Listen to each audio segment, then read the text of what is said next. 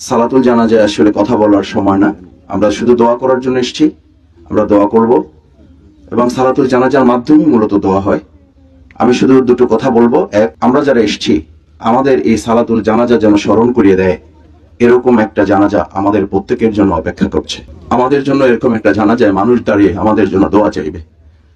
আমি যেন এমন কিছু করে যেতে পারি যে কথা আমরা এভাবে বলি, এমন জীবন তুমি করিবে গঠন, মরণে হাসিবে তুমি কাঁদিবে ভুবন। আমরা যেন এমন একটা জীবন করে যাই, আমরা যেমন এমন একটা প্রিয় বাউফল করে যাই, আমি হাসতে হাসতে যাব, আমার জন্য আমার মানুষ যেন কাঁদে। আলহামদুলিল্লাহ, ফারুক তালুকদার ভাই আমাকে অনেক আগে থেকে অসম্ভব স্নেহ করেন, ভালোবাসেন। আমি তার বাড়িতে অনেকবার গিয়েছি। খালাম্মা তার পরিবারের রান্না আমাকে খাওয়ানোর সুযোগ আমার হয়েছে। আমি খালাম্মার জন্য আপনাদের সবার কাছে দোয়া চাই, আল্লাহ তাআলা আমাদের এই মরহুমাকে যেন মাফ করে দেন। আল্লাহ তাআলা